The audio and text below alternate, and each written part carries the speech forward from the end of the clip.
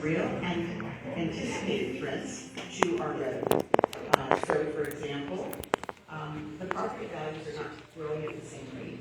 So even they are growing, it's slowing down so much so that in a couple of years they will not keep up with inflation.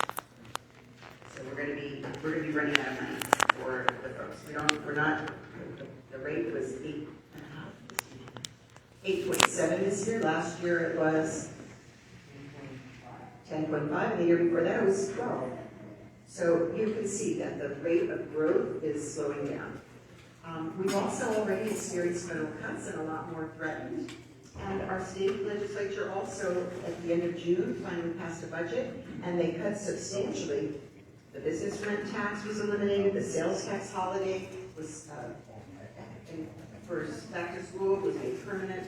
Other sales taxes were eliminated, and those come back in some part to the county and affected especially our transit budget.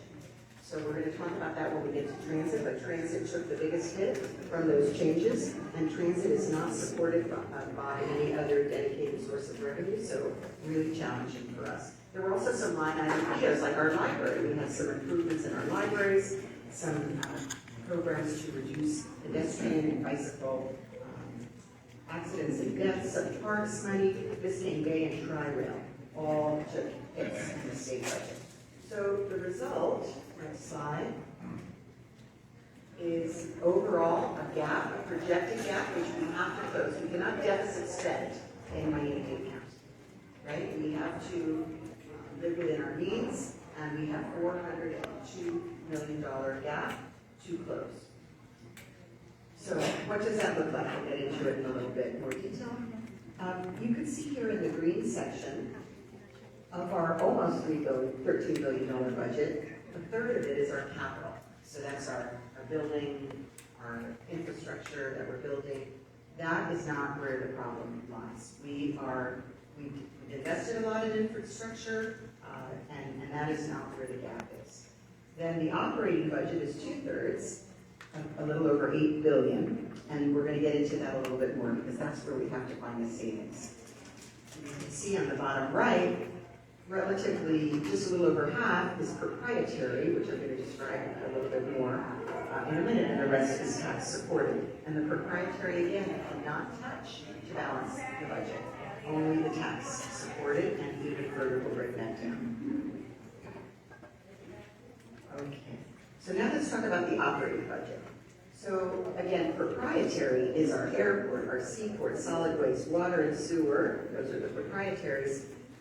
Also building with fees for RER.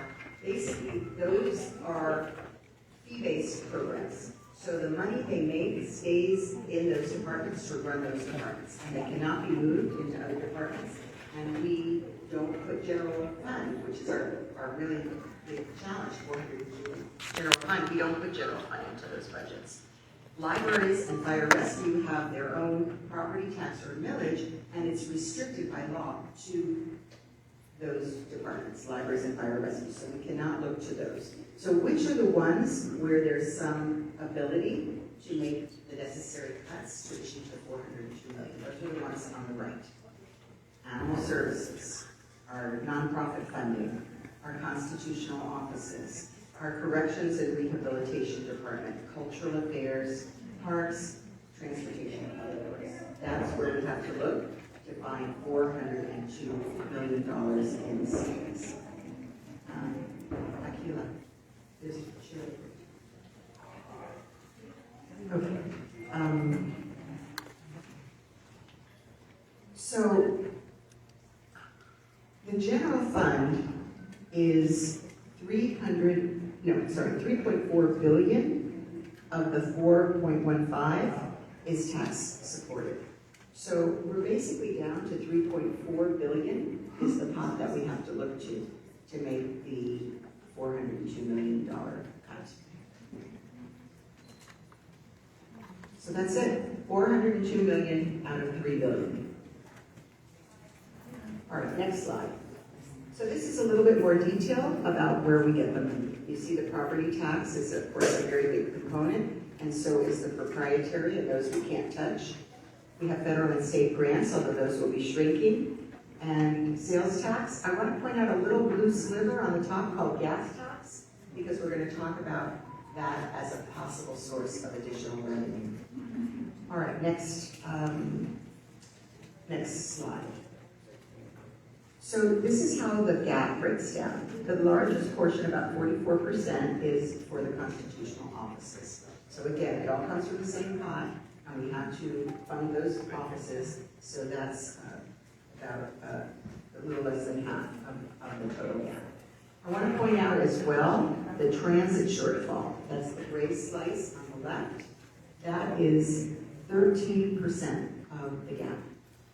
And we can talk a little more detail about that, but basically the people who pay fares cover only about 11% of the cost of our system, which is very low compared to other major metropolitan areas. And we believe in continuing all the basic transit services, and so we're not planning to cut a lot from there because people rely on that, and our ridership has increased.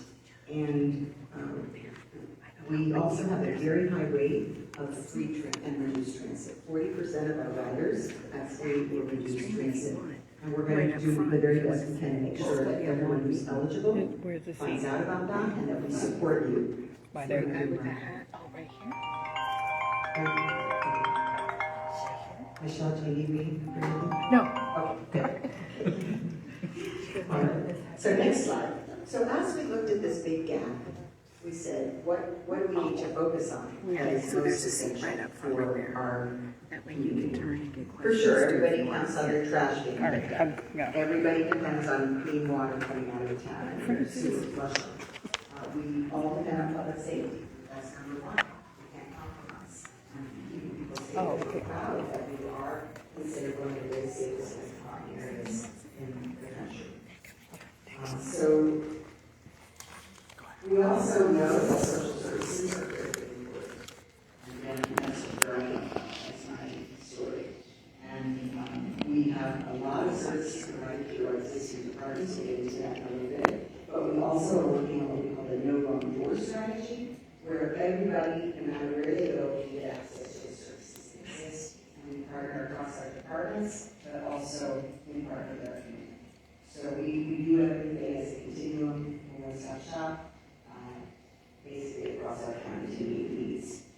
Okay, so we also have to be intentional about minimizing the impacts, and that has been really hard to do. So critically important, we do not make major cuts to housing or to transit. So I want to underscore those two areas. Now, what are we doing to be fiscally wise? And that's the acronym we created. We have to look at funding savings as well, and spending every taxpayer's dollar, every taxpayer dollar to maximum benefit. And we came up with an acronym, WISE. First of all, W for our workforce. We looked at our workplace and we had to cut positions. So we cut over 300 positions. We also had to find consolidation areas to consolidate. So we took 6 departments and turned them into 3 and cut costs as well with overhead. We also had already done some consolidations in this year's budget. Because we had adapted those this year as well. So we had been working hard to reduce government bureaucracy, red tape, find efficiencies, anyway, we had another way we did that is through investments in technology. So the I is our technology, and we are streamlining services, cutting time for permitting and finding ways that we can make it more efficient.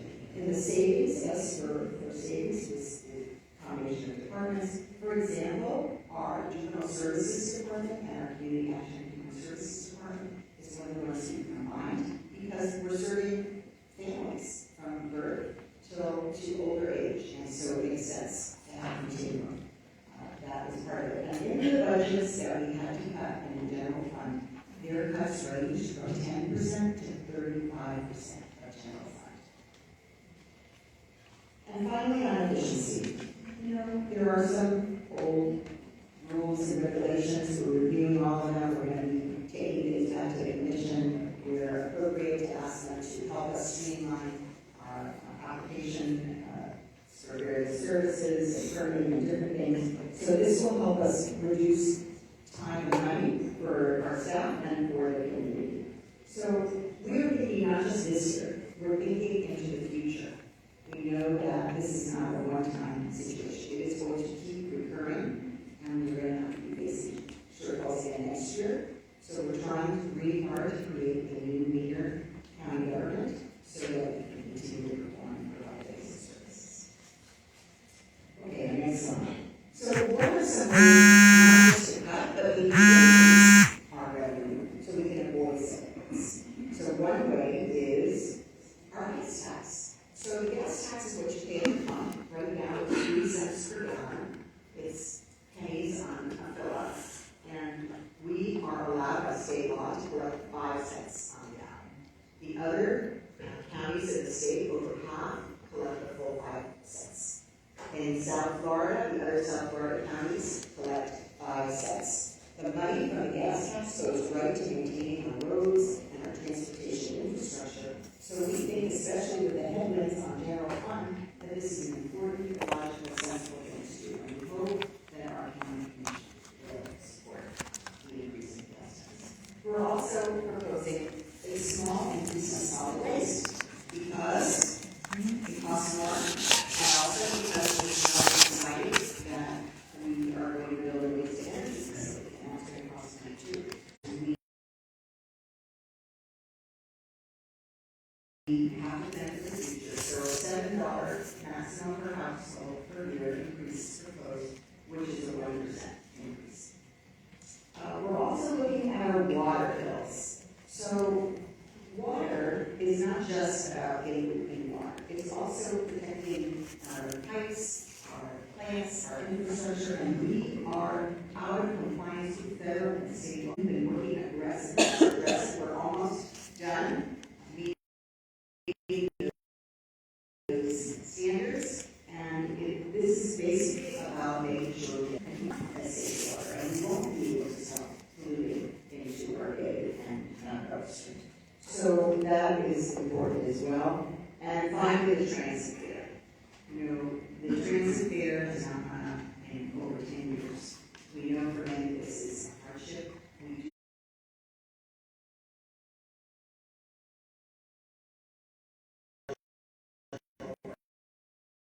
Special transportation services, so that is part of the route we're going. And we're also looking at increasing some parks and some park leases and some rebates. So, last slide for me, questions. This, without a doubt, is going to be very challenging year, and I thank all of you who have acknowledged that. And we have worked very engaged with services. The services our community has come to rely on and expect. That doesn't mean there aren't sacrifices. Of course, there are sacrifices. So we're hopeful that we'll be able to get some manna from heaven, but in the meantime, we're working hard to work with God. Thank you so very much for your attention.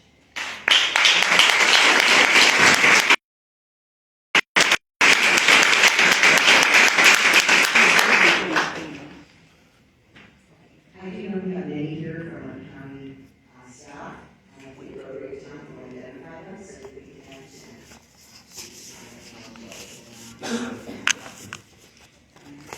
Okay, one piece it down here and here, that was a man, it's low.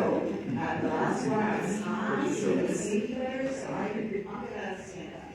But I'll be Thank you, Madam Mayor. Thank you, thank you, thank you. So I believe that we're going to kick off the questions and answers, and there may be a couple little housekeeping things we want to address. I'm not sure if we actually have a slide for that. We do, but I cannot read that. So, yes, I think this one's pretty easy. One person at a time. Did anybody here go to kindergarten? Do you remember that? Okay. One person at a time. The second one is, one of my favorites. I think it's really, really important to be respectful, particularly when you're asking a question. And we prefer questions than statements. If you're going to make a statement, it has to be a compliment. You only get 1 minute, and we'll have a timer. If you need translation, you will get 2 minutes, and we have translators here to support that, and hopefully they're translating this at this moment.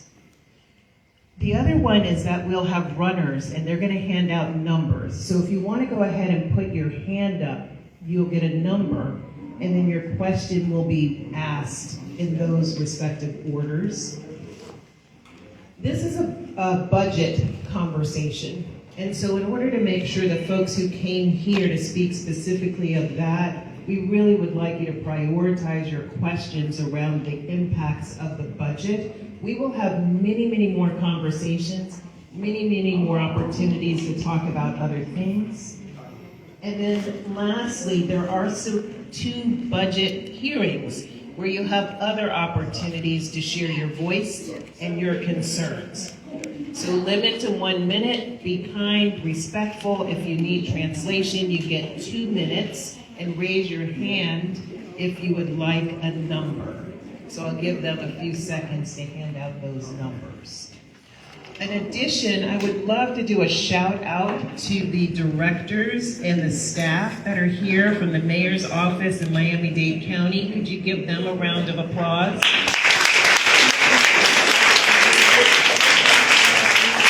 They're here for backup if the mayor needs support in answering some of your questions. We are a huge family and a big team, and sometimes it takes the pinch hitter to come in and save. So, team, let me know when you're ready with the first question. You're number 1. How did you get so lucky? Alrighty. Oh, not ready yet? They're not ready yet. Not ready yet. How did they miss you? Right here. Hmm? How did they miss you 3 times they walked by? Exactly. There was actually one guy that was Yeah, I walking saw him past when he and I had my arm up. Yeah. Not been paying attention. I was like, weird. What did you tell them about the timer?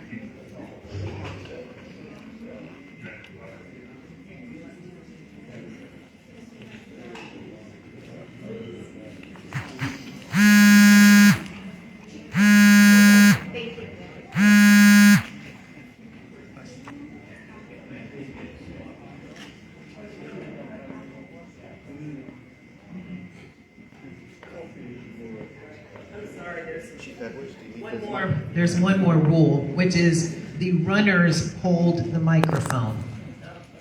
It's an old trick to make sure you stay in compliance. So you will not, and COVID, remember back in the day, so we're trying to keep the sanitation, so the runners will hold the microphone.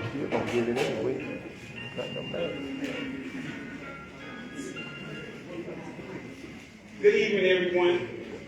I'm Mary Brown, and I appreciate the mayor for all she has done thus far.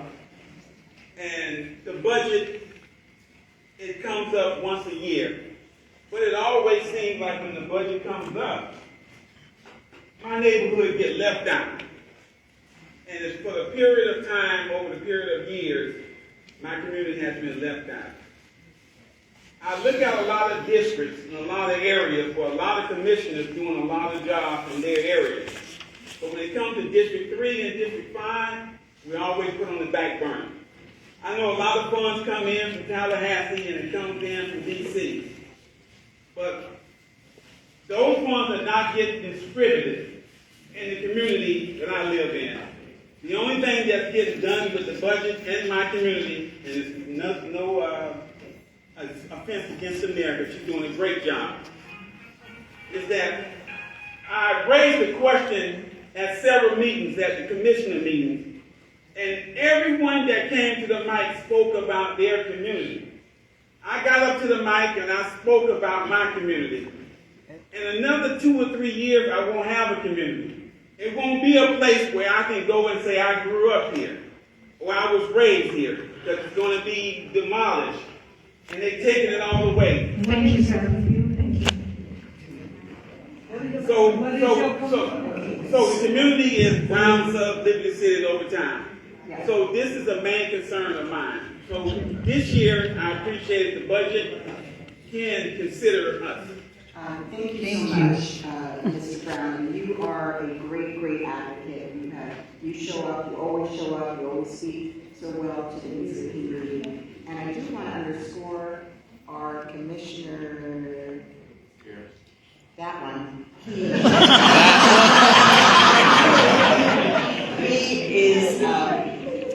has been a real fighter for this community. And I have to say that during my tenure as mayor, Commissioner Hardiman, Commissioner Messian, they have fought for these communities. And I know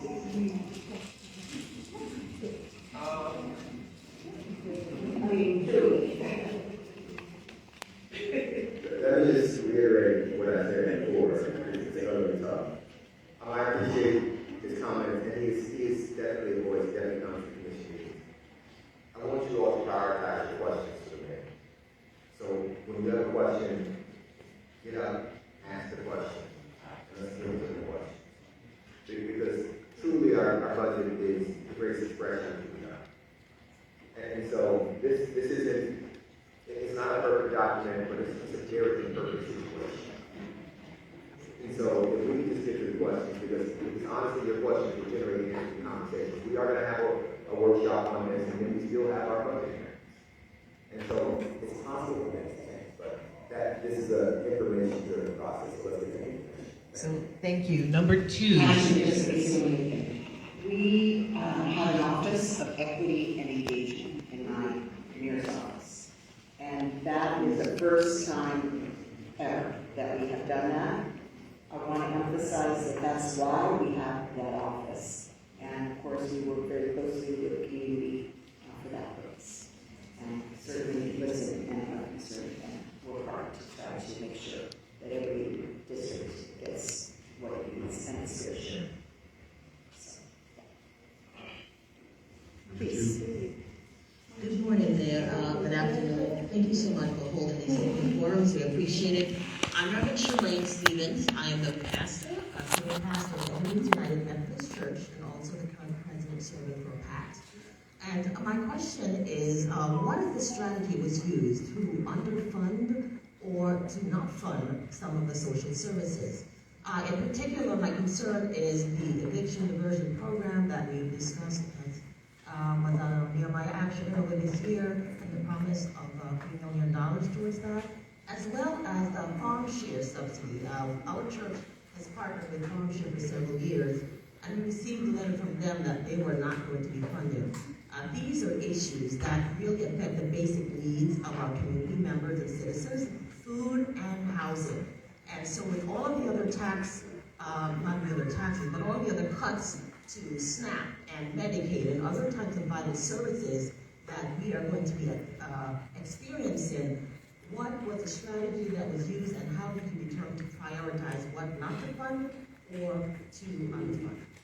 Thank you so much, Pastor. Thank you to PACT.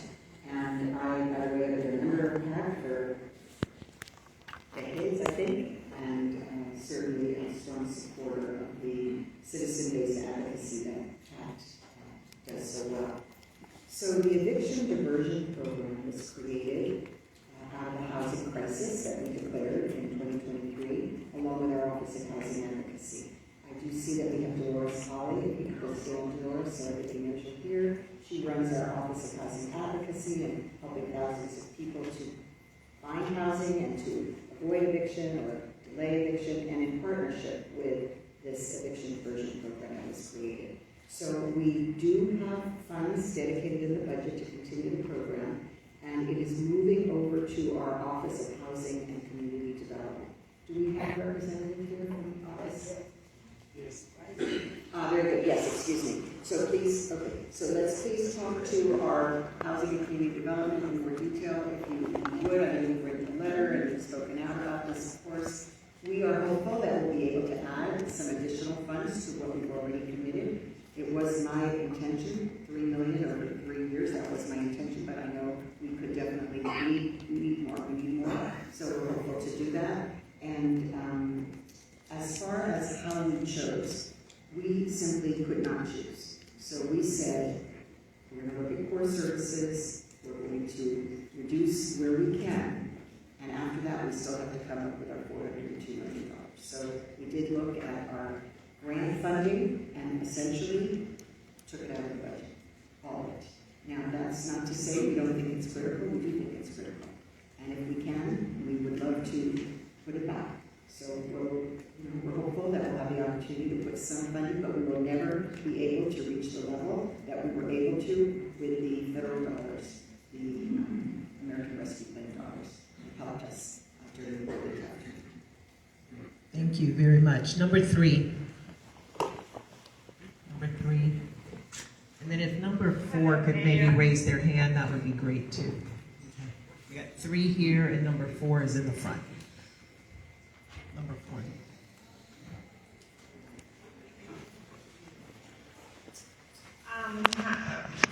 Nice knowing you, Mayor. I'm here because I'm concerned about the MetroConnect transportation that has been running for 3 years, and they say they're gonna take it out in December. What's gonna happen with people that don't have a car, and they use it to go to the doctor, to do groceries, to do errands? Are they gonna take it out in December, or are they gonna keep on running? Yes, thank you for the question, and we know that MetroConnect has been valuable to many people.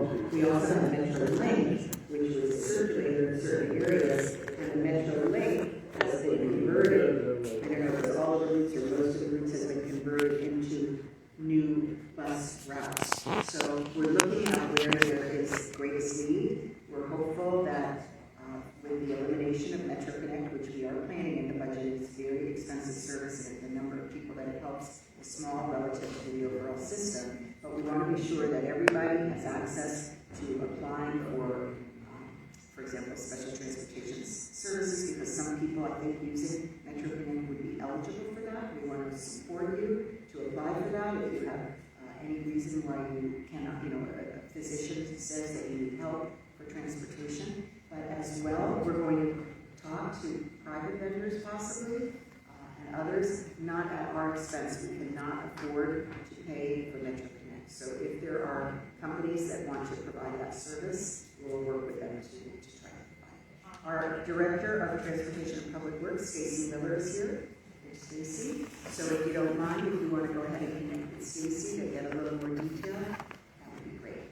Thank you. Thank you very much. Fantastic. Number 4, and then if number 5 could raise their hand so we can get you queued up. Ken Kilpatrick, Executive Director of the Alternative Programs. The Georgia Airs program, as you know, started in 1982 as a pilot by Jen Reno, Georgia Airs, a great civic champion in our community in the aftermath of the McDuffie riots. For over 40 years, we've been serving the community, providing alternatives to incarceration for adults and youth, for nonviolent and low-income citizens of the community.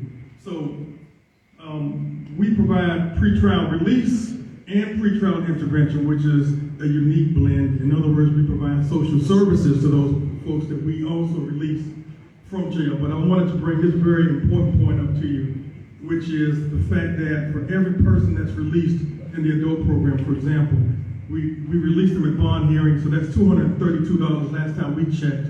$232 per person per day up to arraignment, which is $2.5 million that we have saved. Okay, so you're saving money, not that we're saying, oh good, we get some money to do work. Oh, I'm getting really excited there for a minute again, okay. So, obviously this is a very important program, and so many, I personally have worked with this program with you and for Georgia Airs, and we have here Bill Diggs, our Director of Miami Economic Advocacy Trust. Bill, if you could just stand to be recognized. There's Bill Diggs, which is an independent agency, but does also relate to the county. And last time we talked about this, that Bill is working to help to create a pathway to fund the program like this, which is great. It's not tomorrow, but we're working on it. And we also have with us our Director of Corrections and Rehabilitative Services, Sharia Brown. Sharia, Stand green. What did I say? Oh my gosh. Yeah, give it me. Okay, and we also, is Latonya here? Yes, here's Latonya Best. She's our Director of Juvenile Services. So we want to be sure, and I know you have been talking, and for you all to know, we have award-winning Juvenile Services Department recognized designation for the wraparound family support services provided in low recidivism rate. Our jails are now award-winning. It's been recognized time and again after 10 years of being under the microscope. We were finally freed of federal oversight because of the great progress, including a range of re-entry programs. So I know that's been brought up at other meetings, and I just want to make sure you know we are totally committed to these sorts of programs that we really can. If I recall, I'm on 5 and then 6. If you can cue up number 6. Good evening. Roy Holland, former state representative, chairman of the Model City Advisory Board. I'm here to say, Mayor, thank you. You're doing a great job as the mayor. I want to talk about the county manager part, where we look at the duties of all these black people we got in leadership that's running these departments. I don't see fair share coming to these black communities. Model City is a 7.3 square mile, and when you ran the first time, you talked about the fact that Dade County have not invested a dime in public housing, and you said that it's a housing crisis. We got still over 3,000 empty public housing units in my district, my neighborhood. It hurt me to my heart that we keep saying it's a crisis, but I see all these black people in the neighborhood, on the street. You know, Ms. Holly them does a great job trying to place them, but if we ain't got these units open, they can't place people. So I want to see more money go to them. We asked for a few dollars for MD. We need money for MD to be able to put people in housing. Thank you so much. That's what you have to do. 1 minute. 1 minute. Do you actually have a question that you want to? No, he wants to know what we're doing. Perfect. And Representative Carter, thank you also for being the stalwart advocate that you have always been. And, you know, on the advisory committee, that's so important. This issue of public housing vacant units, when it came to my attention, I got busy.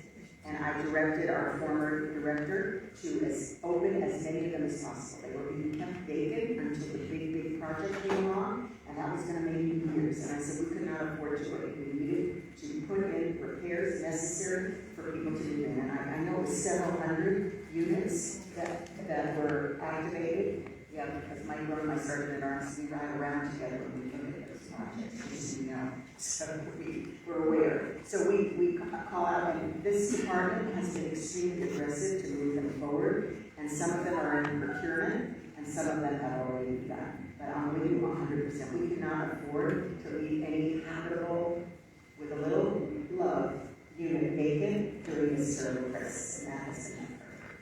Absolutely. Yes, so at the end of the day, we just want to make sure that is done. Yes, Thank I you. agree with you 100%, and we have a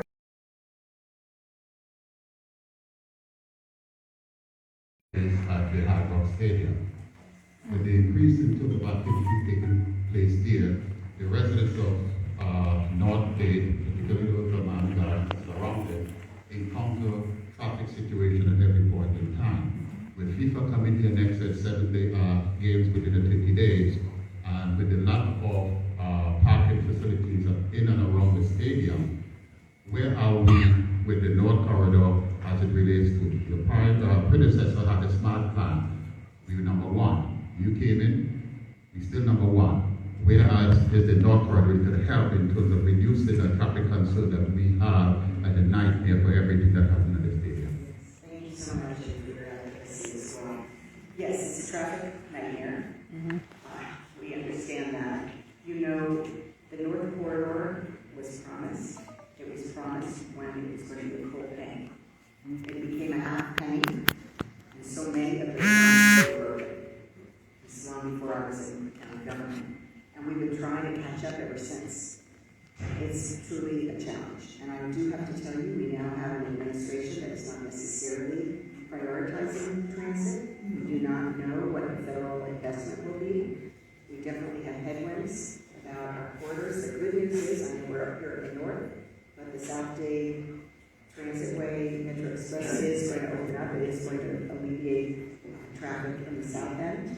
So we are happy about that. I wish it were more and faster. And again, I would recommend that you speak to Stacy Miller. I don't know if you were here. There's a director. If you could stand up again, Stacy, just to make sure that he sees you. Okay. And have a conversation to give you an update on all of that. It is a challenge. It is definitely a challenge, all of these corridors. I don't know anything about parking, so I can't speak to that.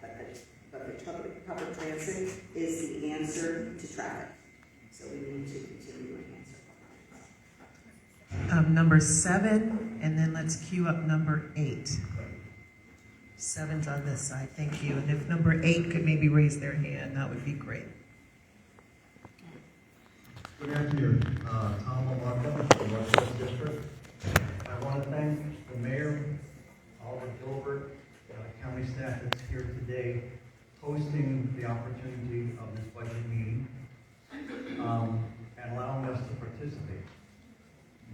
My concern is more of a question. At Miami-Dade County Airport, Aviation Department, how many people come through MIA as either inbound or outbound that use the airport? Approximately how many? My calculation is over 1 million. So it's 56 million. How many? Last year, 56 million last year. Okay, 56 million. Has the county considered imposing an entry usage fee for those 56 million that come into the city, like $5 per person? Thank you for that, and thank you for your advocacy. Let me emphasize, the airport is what we call a proprietary fund. Anything that stays at the airport has to stay at the airport. So it would not help us pay for transit or housing or social services. It has to stay in the airport. So that's a challenge that we have. Also, we do compete with other airports for traffic. Right now, we are the fastest growing airport in the country. We have the most airlines of any airport in the country. We have #1 for international commerce in the country. We are a very active airport, passengers and trade. And of course, if we add extra fees, there'll be some headwinds about that. But regardless, I think you're proposing it because of what it might be able to do to solve other problems, and it cannot. Can the commission do a resolution? No, it's not about that. It's by law and by the Federal Aviation Administration. Dollars at the airport stay at the airport. There is no ability to move them around. So I think I'm queuing up 8 and 9, if I recall correctly. I think if you're 9, please kind of wave your hand so the mic runner can find you.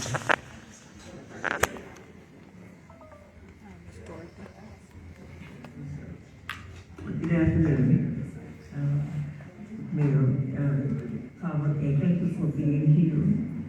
And also, I'm a senior citizen, and my name is Dorothy Smith.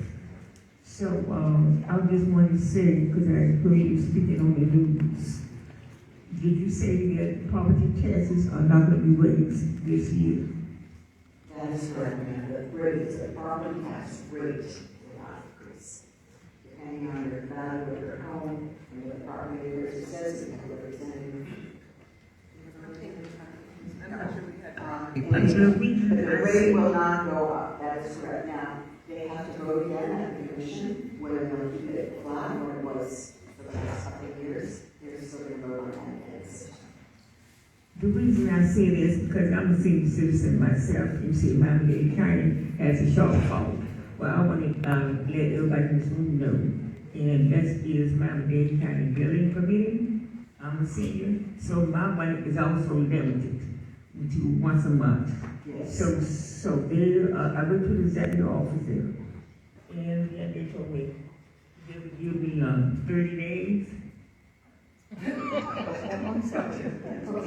have a representative of our building department here, the director, Lourdes Gomez. Lourdes, if you could wait. Connect after. If you could connect and make sure that we can address your particular issue and concern. And by the way, we know what a hardship is for people on fixed income, with the cost of living going up so much, especially housing, insurance, so on. We welcome. So we want to make sure that we can address your particular concern. Thank you.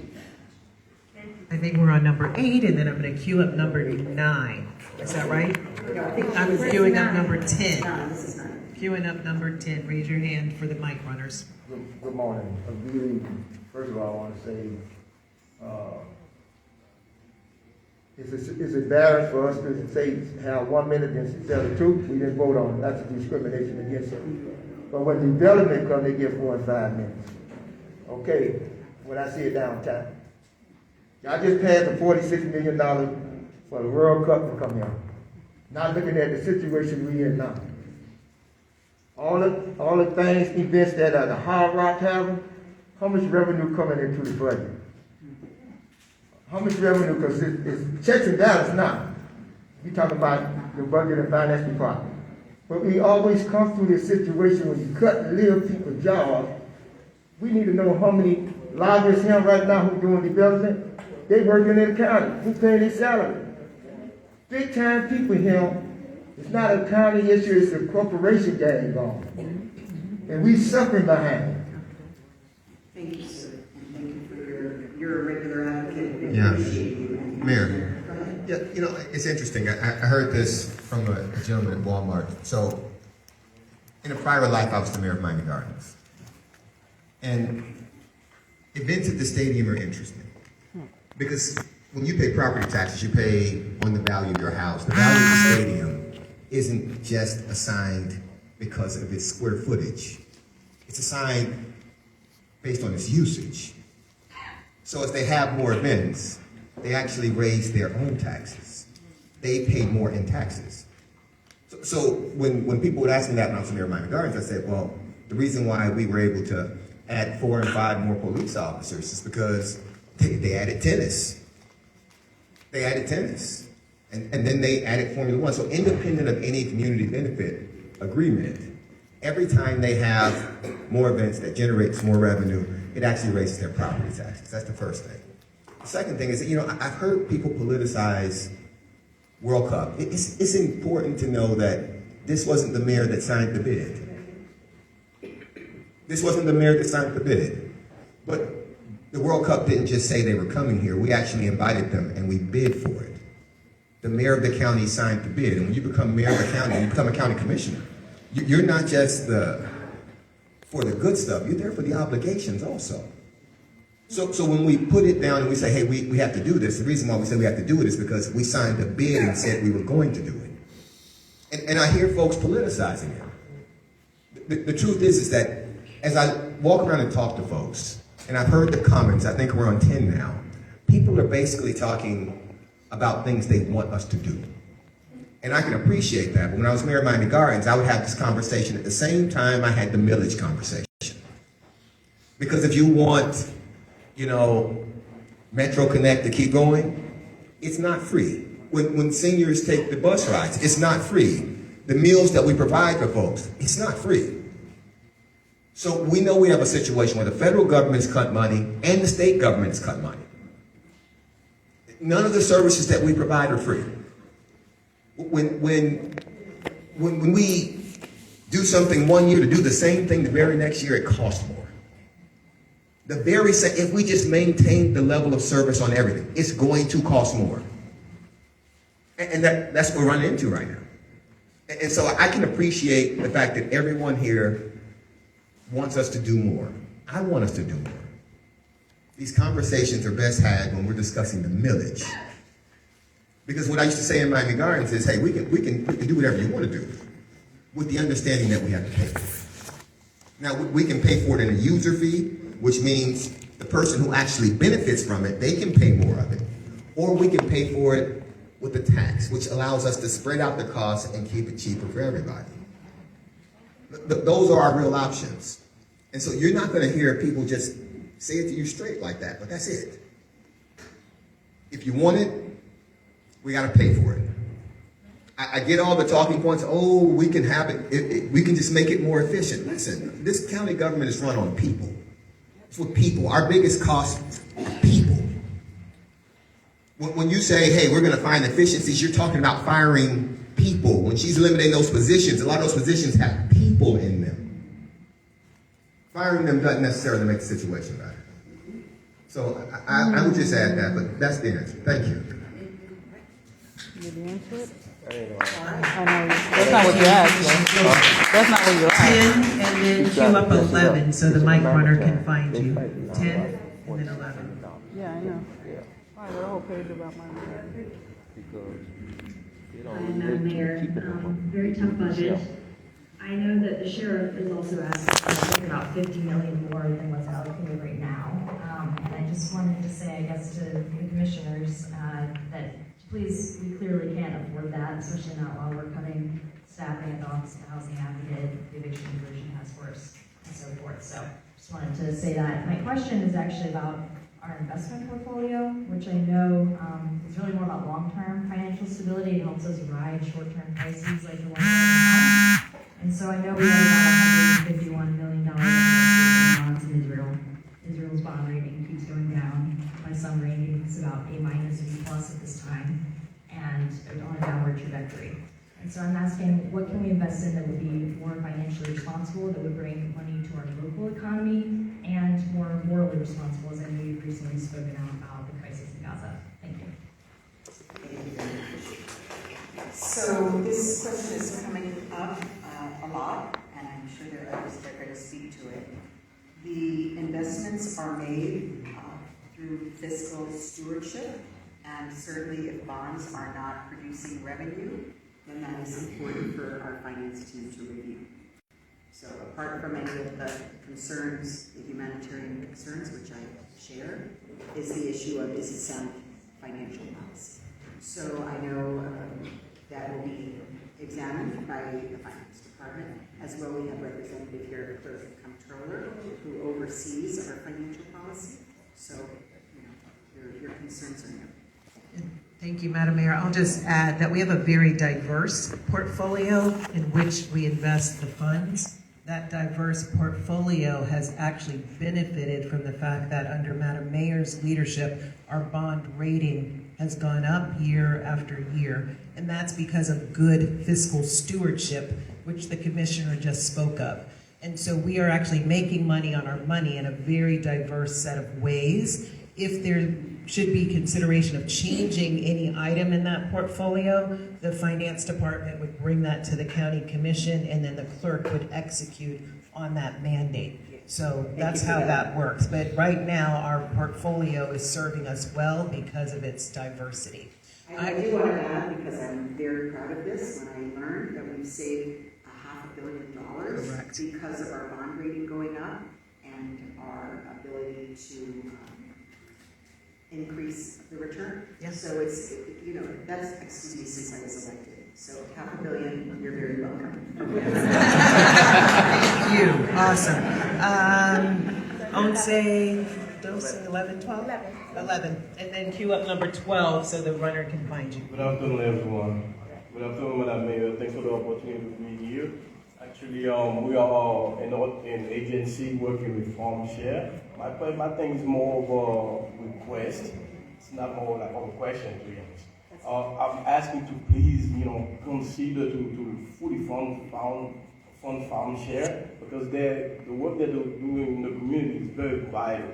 That's the reason why I'm here today. I'm like, hey, I gotta come here because I know how many people we've been serving, and it's because of FarmShare that we are able to help all these people. And people have come to me and told me like the reason that they're still alive and their kids are still able to go to school without being hungry is because of FarmShare. That's why I'm a big advocate so that FarmShare be fully funded. Thanks for the opportunity. Yes.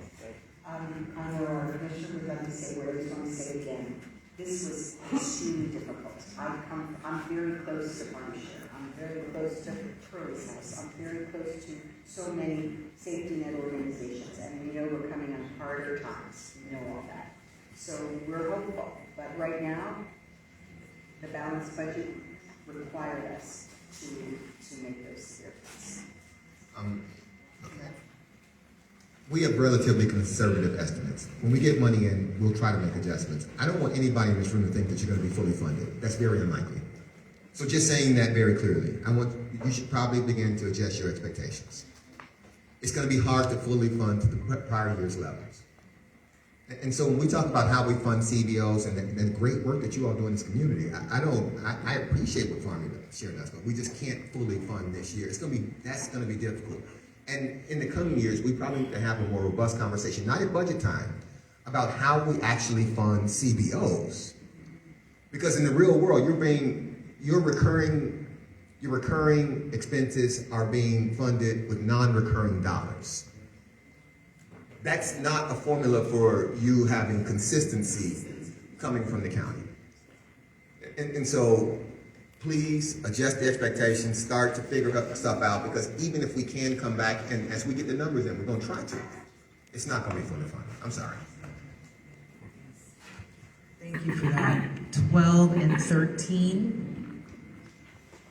I'm trying to follow that because I'm representing Jewish Community Services of South Florida, along with a coalition of 36 other social service and human service agencies. We've gotten together and speaking our voice.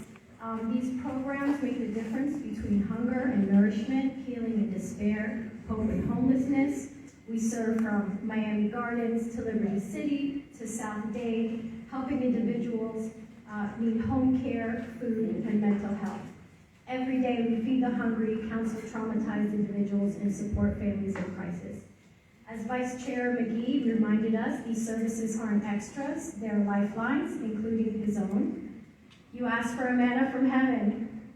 We have $20 million in surplus funds from the tax collector now available. We have the power to preserve these programs. Madam Mayor, we respect you, we acknowledge you, we know your heart. Please, will you stand with us and protect the human heart of this county? Thank you. So Jewish Community Services knows our 211 hotline, which is where people call to get access to a range of social services, so a critical lifeline for so many. And like all the others, we were not able to propose yet what we could do. We obviously know that the tax collector has indicated that he could essentially anticipate that there would be some savings from the collections that he takes. Basically, he takes a commission, so it's 2% across the different funds, villages, and other taxes. And so obviously we are looking closely at what we can do to make the maximum effort. Thank you. 13, and then I would like to queue up 14 so the runners can find you. Sharon. Good evening, Madam. Good afternoon, Madam Mayor. Honorable Mayor, on Thursday at the main library downtown, a woman stated that you invested in millions of our dollars to Israel. But you present this resolution to the county commission. We have 13 of them. And all you need is 7 votes to get it passed, unless you veto it. Like Governor DeSantis vetoed $600 million coming into the Miami-Dade County black community, $16 million to the black community. And when you got a commissioner like Keone McGee, who is holding these developers accountable for Century Creek, Madam Mayor, what would you do?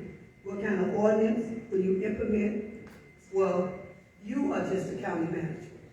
You go day-to-day operations.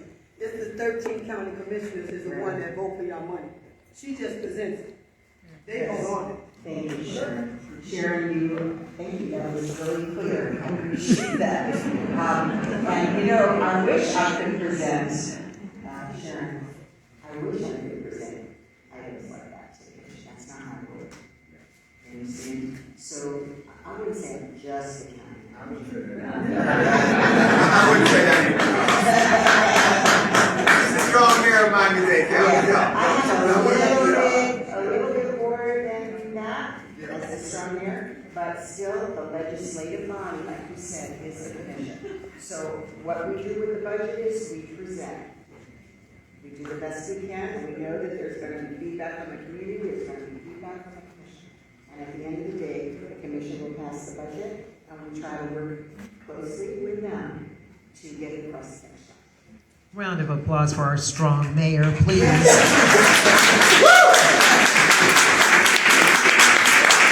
14 and then 15, if you could queue up for the mic runners. Okay, my name is Roseanne Bell. I've lived in Miami-Dade County most of my life. And I am here actually as a member of the arts community. And I have taken the time to look at the budget. I think the biggest problem, I mean, we know that you have priorities. I have no argument with the fact that you have had a very hard time with this budget.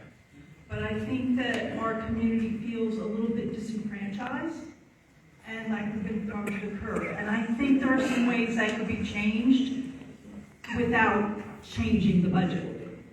I have some ideas. I did take the time to look at the organizational chart.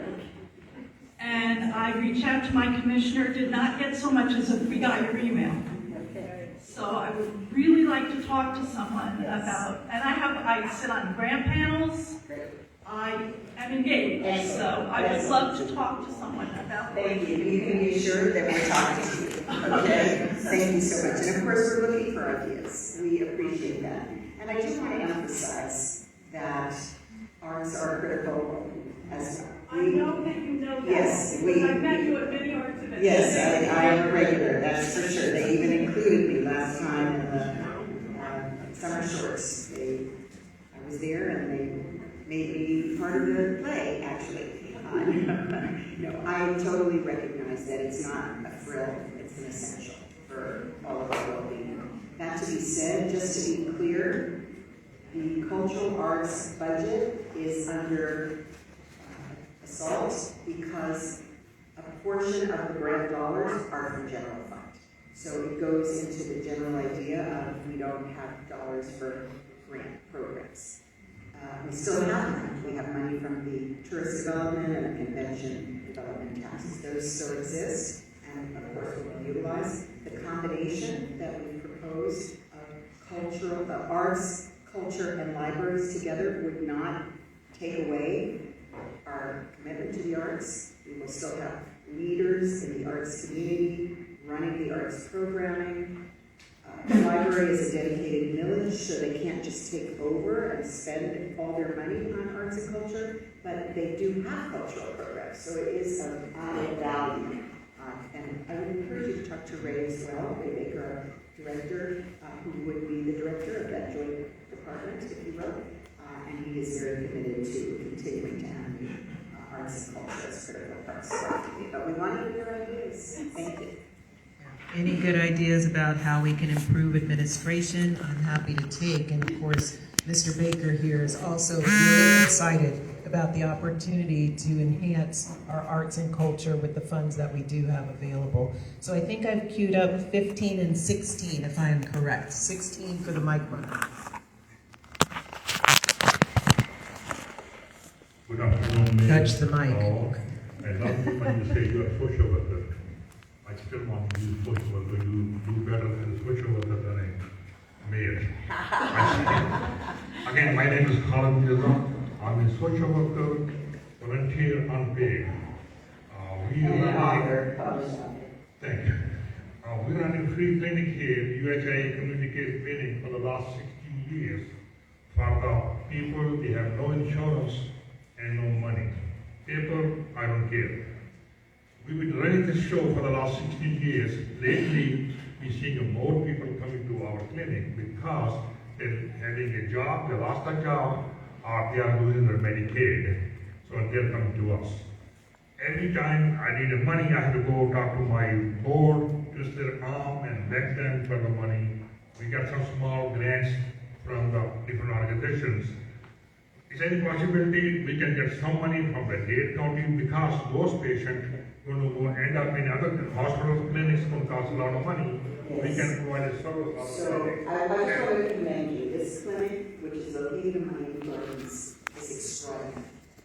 It takes people regardless of insurance. Also, medicine is available for free. It's a godsend. So thank you for that. I don't think that the county will be able to spend general fund money. Is there anyone here from Jackson South? I know in the past, Jackson has provided grants in the community for health care programs. And if you have not explored that, I'm very happy for us to support you to see if that could be a way to become part of a grantee or linked to the Jackson program, because you are keeping people out of Jackson. So that is a good thing. So happy to connect you with someone at Jackson Health System if you want to find me after. I think I'm on 16 and 17, am I correct? 17, if you want to raise your hand. They hear 16. Hi, my name is Marilyn Lieberman, and I represent the Key Clubhouse of South Florida, which is an organization that the county has supported in the past, in fact, since 2018. And we help put back together the lives of people living with serious mental illness like schizophrenia and bipolar disorder, which definitely affects probably almost everybody in this room and in our communities. Losing our county funding would be devastating, given the other funding reductions that we are experiencing.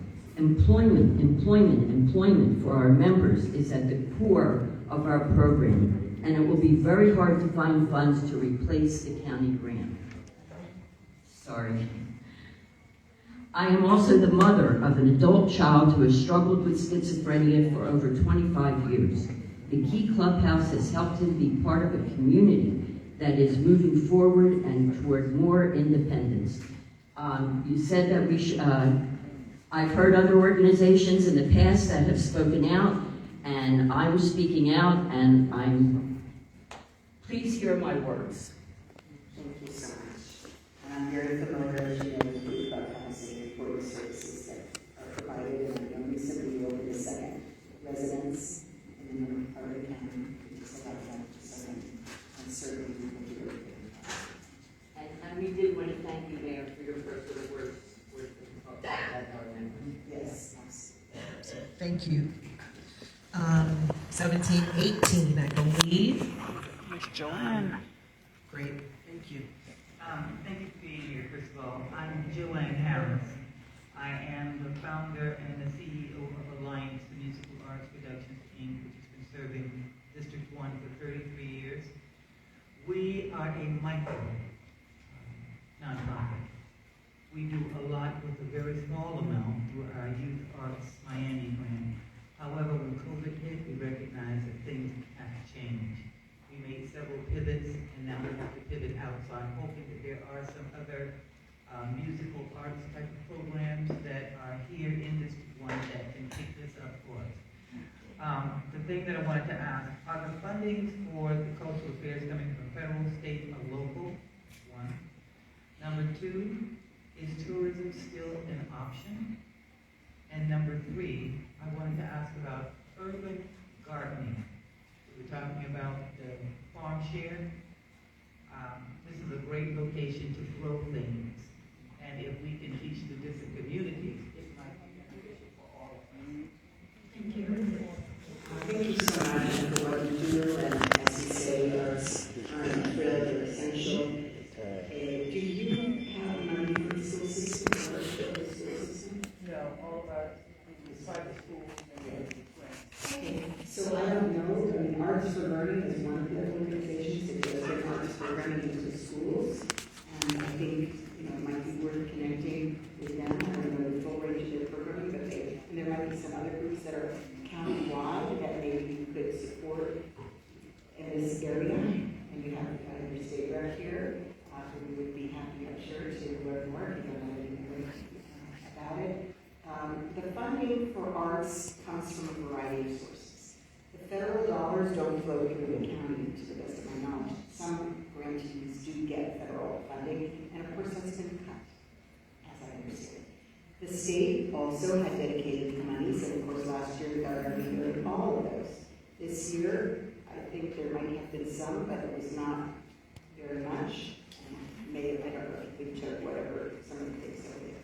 The dollars that we have in the county to spend are a combination of taxes on tourism, the tourist development tax, the convention development tax, which were almost eliminated by the state. The state almost stopped us from collecting that. So we fought hard and many others to make sure that those dollars were not cut, but we have to look at what might happen next year. So we still have those dedicated taxes that flow through to the arts, and we also have had general fund, which again is for property tax primarily, and that is the part that we are no longer afford. 18 and 19, I think, if I'm correct. 18 and 19. Good afternoon. I am Dr. Gregory Davis, Vice Board Chair of the American Christian Association of America, FCAA. Dr. Oliver, we got it. I understand. I appreciate this meeting because I got it. Mayor, I just have one question specific to the Office of Management, Budget, and Grants. I didn't hear anything specific as far as the funding that impacts a lot of the programs that we provide. I just want to get a better understanding of the funding for that particular department, if you could, please. Yes, thank you so much. I know FCAA is the organization too, and the provider for its men. And all of the dollars for grants from the general fund are proposed to be eliminated from the budget. Now, we do have some additional sources that might become available. We will look to see if there are places, but we will not have, as Commissioner Gilbert said, we will not have nearly the dollars that we have had in the past for grants. And we also need to emphasize something because, I've been here year after year. We always have a public town hall here and all around the county. A lot of new grants were awarded because of federal dollars that we got to help us through the COVID pandemic. The American Rescue Plan was a huge boom benefit, not just to keep county services going, but to also allow us to invest in more community programs. And we tried really hard to make it clear when we were doing that this was one-time funding, it was not repeat funding. We don't have those funds anymore, and that actually affects a lot of the nonprofits that receive monies from that source, and that source does not exist. 19 and 20, if we could queue up 20 for the mic runners.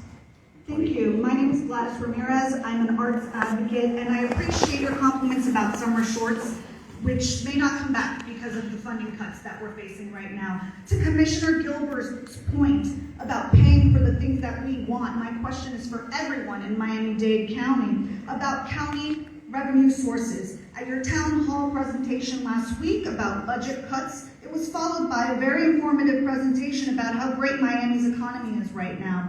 So why are the only sources of revenue increases the county is discussing a tax on the poorest in our community? Why has your administration not advocated or worked with commissioners to create policies to tax, assess, or in some way capitalize on the influx of wealth and real estate development in our county? Thank you. All right then.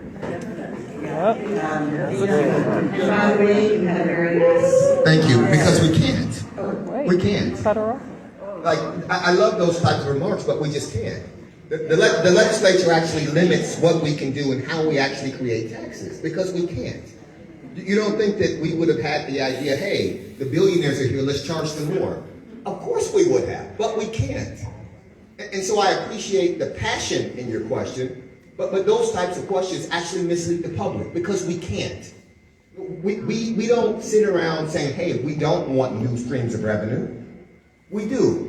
We don't sit around saying, hey, we know this is going to affect CBOs and we want to affect CBOs more. We don't sit around doing those things.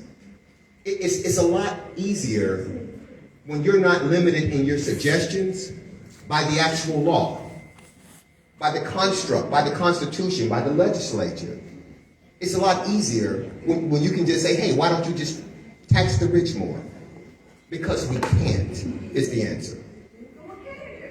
Exactly. We can sit here and we can get through it together. What we can do is we can have this conversation when it's time to raise millage, and you all can come out with the same passion and bring the people that you actually serve to the hearing and say, hey, you know what? We'll pay an extra $1 on our property taxes so that kids can actually eat, they can learn, that seniors can be taken care of, that you can have Metro Connect.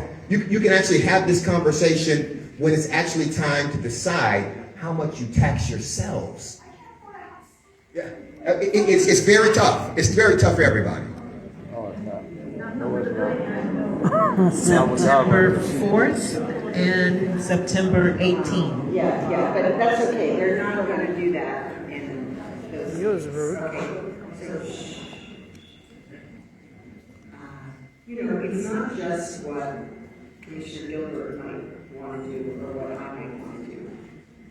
The state controls what taxes we levy, and the voters control it. And of course, there's a lot of people that don't want to be taxed, and there's people who say we should spend less on basic government, that we're inefficient. I can assure you that we've been looking at that for my 5 years in office, and we're going to continue, because this is not just a one-year situation. Next year, we're going to have to do this again. That road is not another $400 million, but that is what we're going to have to do. So, yes, it is really, really a tough situation. An operative word was voters. 20 and 21. If I could cue up 21, and we're getting there. We're getting there. Hi, my name is Jonathan, and it's an honor to attend this meeting with you here. I'm also here because I'm also concerned about Metro Connect, because I've been using it a lot to get to Miami-Dade College. I'm currently a student there, and it has helped me a lot. And if Metro Connect ends up shutting down, is there an alternative? And what can we, the riders, do to help prevent that from happening? What can we do? Like, is there anything we can do to help out? And if it gets shut down, what is the best suggested alternative other than public transportation? I understand that's a clarifying question. You're using Metro Connect because you're far from where the bus route is? Yes. Yeah. Most of the time I've been using Metro Connect to get around, to get to and from Miami-Dade College. And The reason I asked you that is because I hope you know that as a student you're eligible for reduced fares. That's all right. If it's a matter of it's too far to walk to the bus route, then we do have special transportation services. I don't know if that applies, but our Director of Transportation Public Works again, Stacy Miller, there she is. Please talk to her about your specifics. Transportation was an extremely difficult part of the budget. I believe passionately in public transit. The only solution to traffic is transit. Our transit system has improved and it has new riders. We were the 15th biggest transit system in the country before the pandemic. Now we're the 10th. We're probably the only major metropolitan transit system that has grown post-pandemic. So we have really worked hard, and I would say as much as anything, it's because of how much I believe in transit. That to be said, the budget is a wreck. It's only 11% of the fare box that covers the cost. And we have a lot of free and reduced programs, and we're committed to them. Other major metropolitan areas charge enough so that at least 25% of the fare box is what provides the budget. If we were to do that, our fares would be much, much higher. So we're trying to balance everything to maintain the benefits that we've gained. Metro Connect has been a blessing for many. It has closed a gap. We have added new bus service, but we cannot continue to afford Metro Connect. So we're looking for alternative ways to help people. And again, I would recommend that. Thank you for your time. Thank you very much. 21, and I think I'm queuing up 22. Good afternoon, Madam Mayor. Good afternoon, everyone I say we move our commission meetings to Saturday. How about that? Because we're all here and able to be here on a Saturday, right? Let's move them to Saturdays. Okay, but thank you. We've already had a virtual budget town hall. Many of you were in attendance virtually, so many of my questions have already been answered. But I still am advocating for not to raise our transit fare. 50 cents, while it's just 50 cents, is a burden for many of the riders who are steady asking the drivers for free rides. So hopefully, as we're reevaluating the subsidies that the county is going to maintain, that we may consider increasing the threshold, because many of my colleagues are outside that threshold. For the free or reduced fares? Correct. So maybe kind of revisiting those thresholds to see if we can get more riders on that. Secondly, we love the parks, and I know it was mentioned that there may be some cost increases at some of the parks.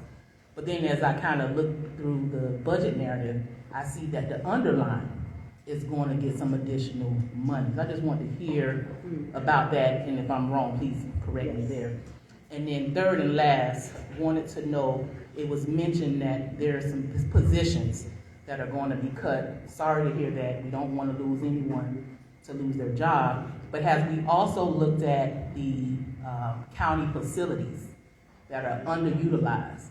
Perhaps we can take advantage of that as well. Okay, there's a reason why Miguel Pia is president of the NAACP. My name, right? Yeah, very well researched, and that was a lot of important information. I was actually going to answer something you raised the other day about Little River. Yes. Okay, and Senior Center, and I think Sonia Grice is here. Here she is, Sonia Grice. Just raise your hand again, stand up. Okay, Sonia's our Director of Pediatric Human Services Department. I did bring it to attention, I wanted her to revisit that particular thing, so if you could please just see, I don't know what the possibilities are, but I believe if it's co-located with one of our existing facilities with other programs, I'm not sure what the savings are there, so I just wanted to be sure. That's one center that could possibly be looked at. I'm trying to remember all your questions. We are looking at county facilities. One of my requests to everybody here is to partner with us. We have facilities that maybe you could utilize. We are going to have to reduce some programming in parks. It's going to be limited, but it is going to be cut. And our Parks Director, Christina White, is here. There's Christina. We'll talk about that. And if you have a program that you could benefit from using our space, we would like to. We would like to talk to you about it. We want to make sure our spaces are well utilized, and we want to make sure we can continue to provide your services. As far as readjusting the eligibility for reduced transit, I don't know the possibility of that, so let's talk to our Director, Stacy Miller. Wait, Stacy, I don't know if she started before? Okay, that's certainly a good question. And then you have underline. The underline. So the underline, I know, has asked for more funding. I don't think we have proposed more funding. Could my own team answer?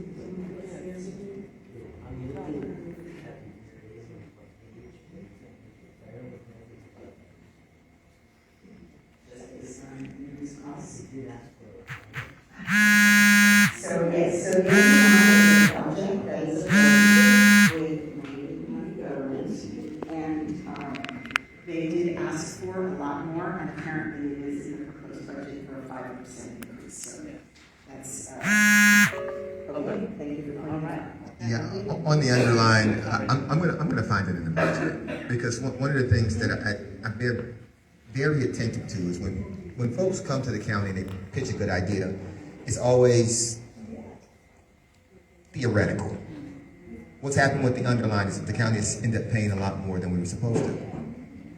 And I'm not gonna probably be supportive of funding that while we're defunding our actual public projects. I'm not gonna do that. But to the mayor's point, one of the things that we did in Miami Gardens when we had to cut back on parks programming is we made sure that folks who had gymnastics classes and they were paying for warehouse space, but we knew we were going to have an empty building, we let them use the building.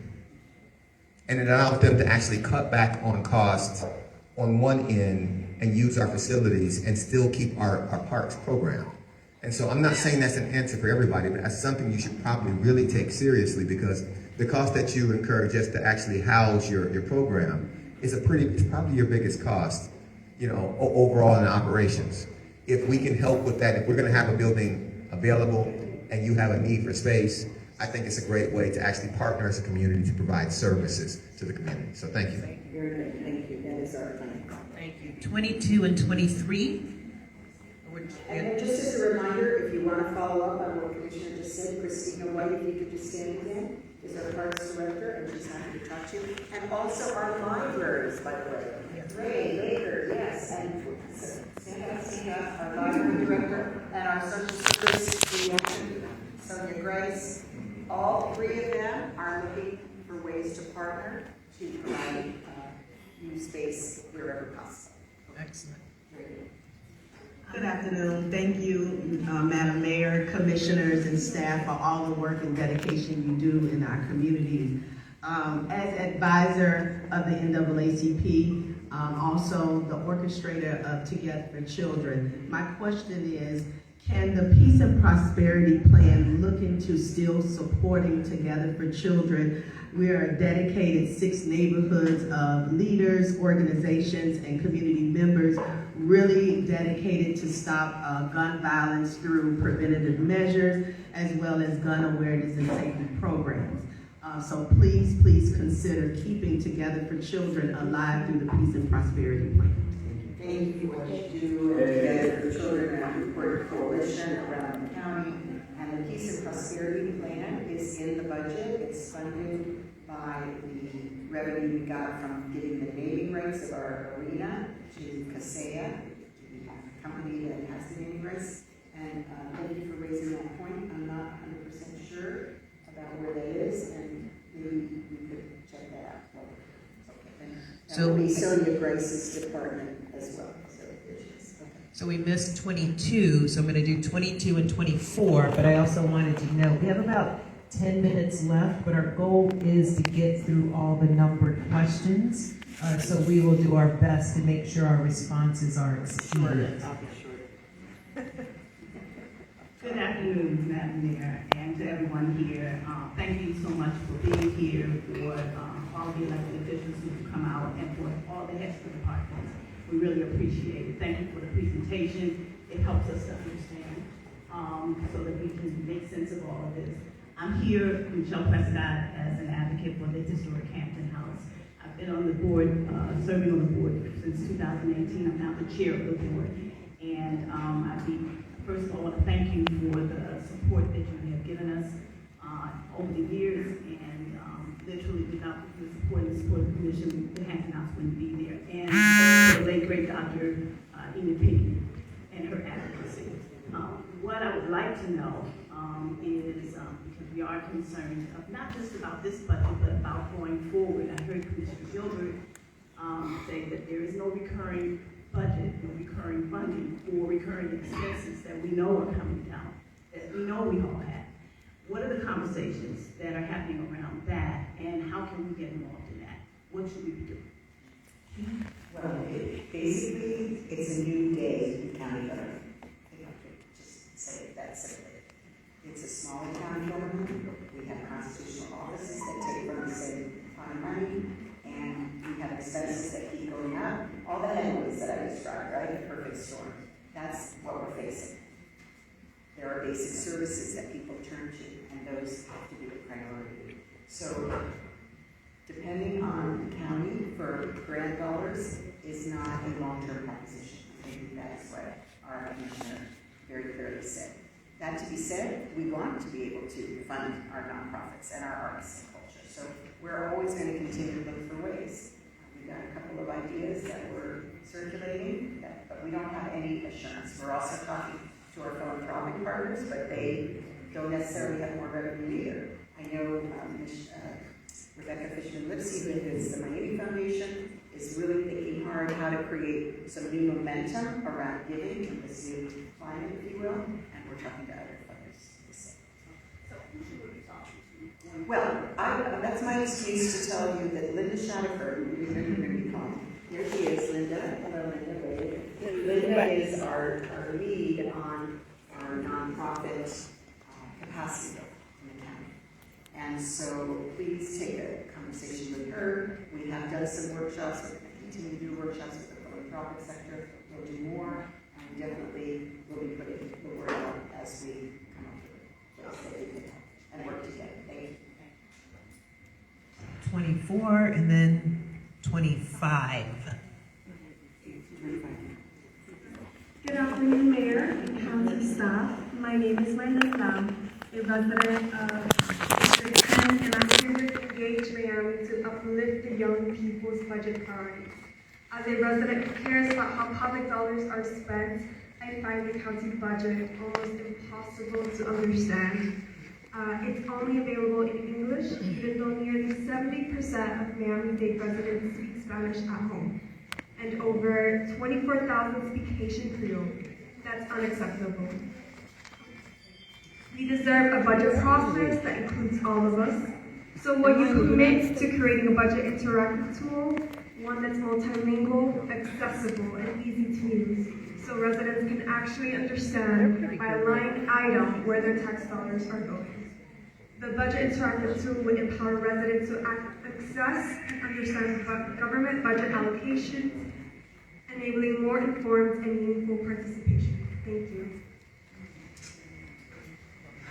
They're usually pretty good with that. The advocacy of Engage has done a great job of getting young people involved in the budget process and doing listening sessions around the county. We're very grateful and we've partnered with you because we know the important civic engagement work you do.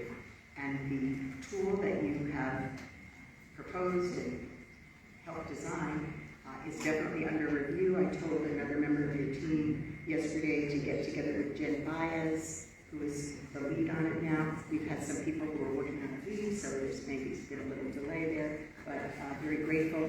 Participatory budgeting is really one of the things that I come to office to achieve, and we're grateful to get further. Thank you.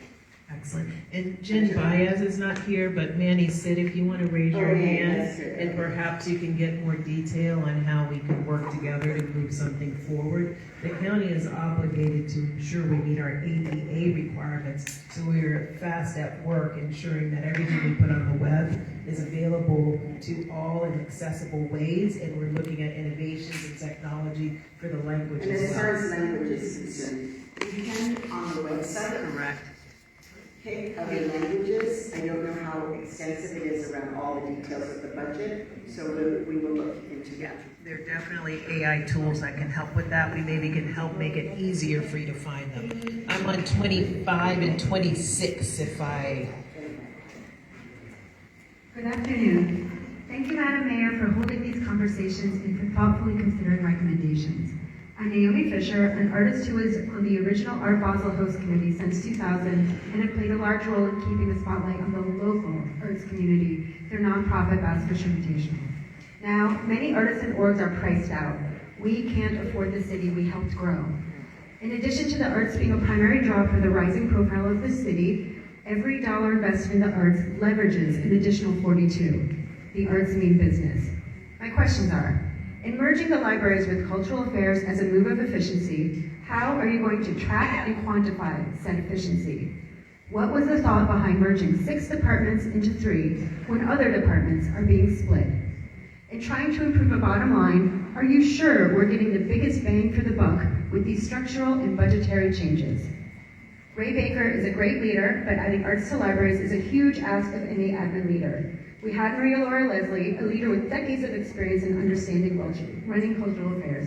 Thank you so much. Thank you for your thoughtful remarks. And let me say, maybe we could think of it as adding libraries to arts.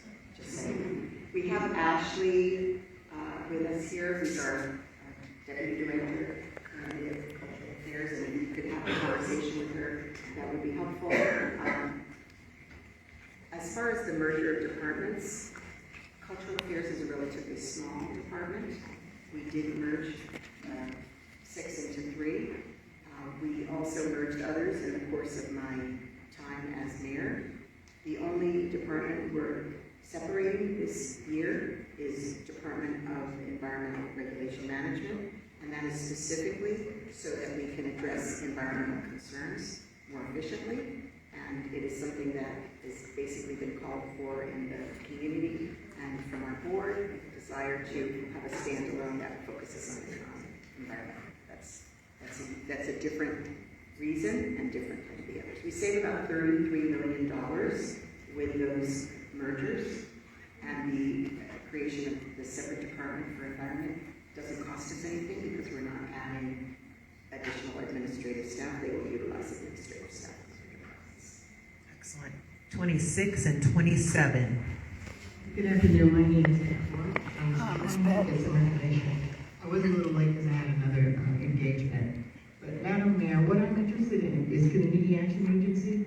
And I'm not sure if I'm confused about it, but I'm understanding now that Miami Gardens does not have one. We used to be Opalaka Miami Gardens. I am the chairperson for the Community Action Agency for Opalaka Miami Gardens. So I'm trying to find out what's going to be happening with those 16 targeted areas or just Miami Gardens itself. Part two, I wanted to know what's going to happen with Job Corps, and if any of us in the community who deal with children can help us to deal with those kids that may be displaced, or do they have a plan to put them somewhere, or is there monies available? And my third question is about the utility water bill for here in Miami Gardens. The 10%, I'm understanding it's a utility tax, but I do understand that there's nobody in Miami Gardens doing the work on the water plant. Thank you so much. We try to remember to repeat the questions.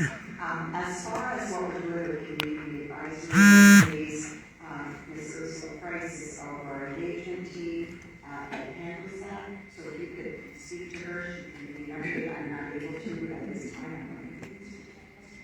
But I can assure you that, and I think our former representative Harmon knows I'm very much about maintaining those advisory boards, and I was very active in the process that we went through this year to update our community plan. As far as, well, I remember, Job Corps, I remember, Job Corps, which is part of our Neighborhood Service Corps program, just was approved to be extended by the board with some transitional funding, and so they will continue to be funding to pay young people to do the service jobs that especially our county departments need. And it is now The other Job Corps. The federal. Oh, yeah. Oh, the Job Corps is the separate federal. Sorry, federal. Sorry. Well, the Neighborhood Service Corps is continuing. But Job Corps, thank you. Let her finish her thing. You gonna cut her off? Let her finish talking.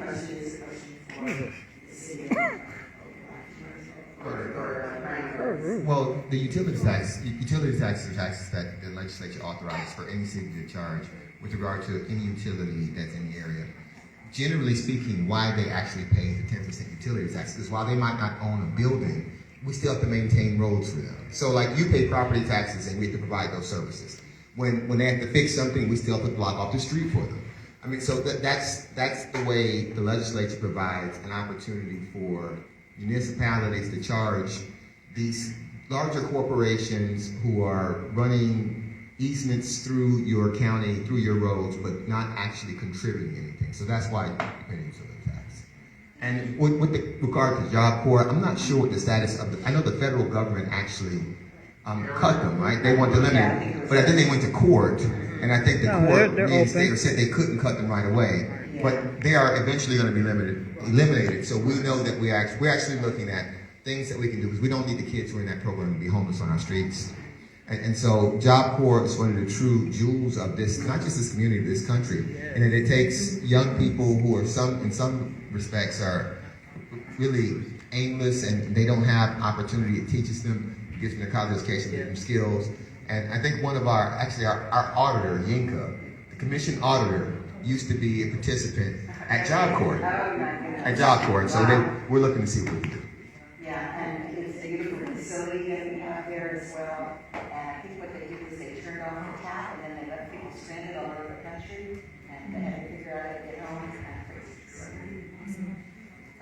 my husband is also a Job Corps beneficiary. 27 and 28.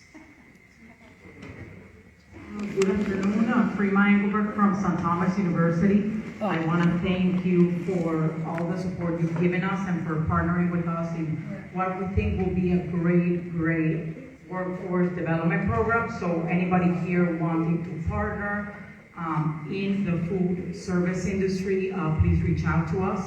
I also want to commend you for your transparency and your demeanor in what is a very tough place to be. My question is, if you had to envision what would be our lives after the budget, what would it be? I feel there's a lot of confusion right now, and we're a little bit unstable of what is going to happen, but if you could give us a few sentences of what do you think life is going to be like after the budget, what would it be? Thank you. That's the first time I asked that question. Look, the grass is going to grow a little taller. Some of the parks are going to have roving teams instead of full-time attendance.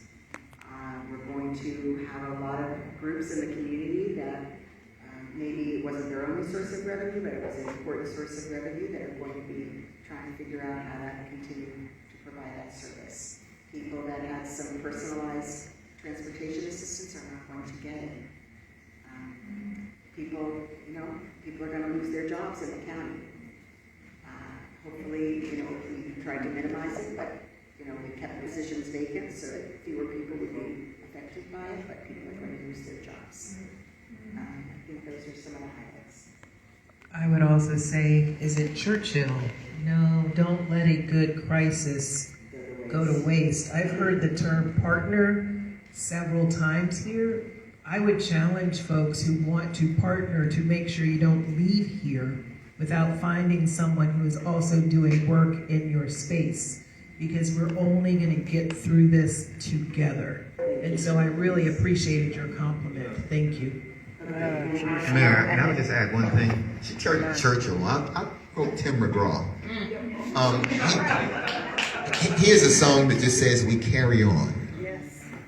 We carry on. Look, it's going to be tough. We're going to carry on. We're going to figure it out.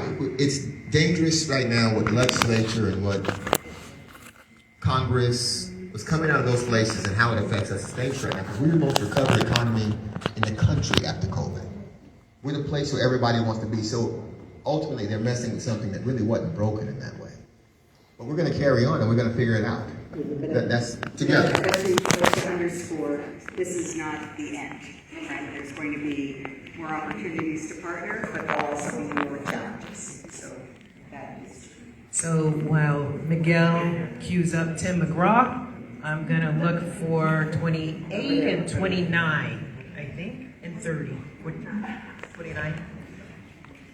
Good afternoon. My name is Ward Norman, Principal Advantage Advisors. And my mother and father, my mother's 80, father 84 here, living in the community. And I want to first of all say, there is no limit to money. Okay? What they tell y'all is false. What's the limit? They're illiterate. That's the problem. I've been working on Wall Street since 1991. Problems y'all have don't have to be here. I got documentation where I've offered them money on a couple occasions. Matter of fact, Gilbert was there at the time. They don't follow up. They're not responding. It is dysfunctional. It is a dysfunctional situation. Now instead, I got a feud with them over some storm shelter. 3 lawyers say it's illegal. Now just so you know, I talked to Mr. Parker about your bond offering over S&P. And me and him are gonna have a discussion about that because I'm an instructor, I'm one of the teachers. So y'all wanna play with y'all pen? I'm gonna play with mine too. But to fix my mom's stuff, there's gonna be financial trauma that's about to descend on this place. And it's a quarantine for Dade County, so Carl, you better talk to him. Okay. Oh, this is nasty. about repairs that were made to the home. Okay, so Serving Grace Department handles the weatherization and home repair programs. So let's just make sure.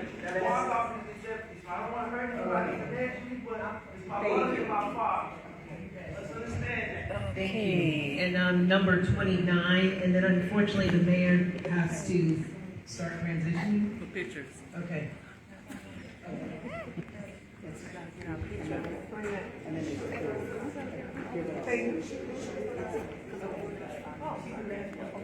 Last but not least, thank you so much for doing this and for your leadership and leadership on the Grace Amplifier. Thank you, I appreciate it. And I saw the social worker in you. They can't hear. What's that? They can't hear.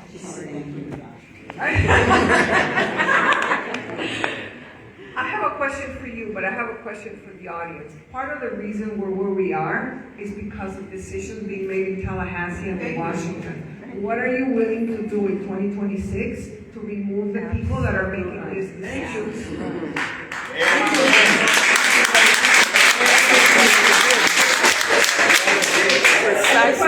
The question for you is, has the process been decided yet for how I've heard different accounts coming back from the tax collector's office from 38 million to 21 today. Has there a process been set in place for what's going to happen with that?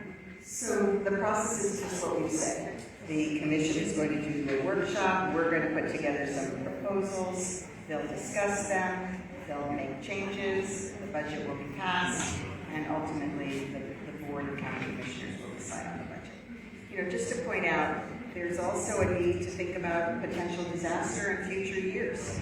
Our federal emergency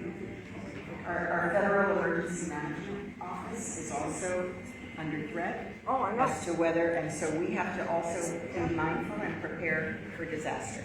So that, don't forget, that's another part of the equation as well. Okay, I would like to. Oh, no, go, Madam Mayor. Okay, I would just like to say thank you. Obviously, these issues are critically important to our community, to all of you, and we've had a very thoughtful and cordial conversation. People have listened and followed the rules and been respectful, and we've learned a lot, and we've received some really excellent ideas and things that we can pursue.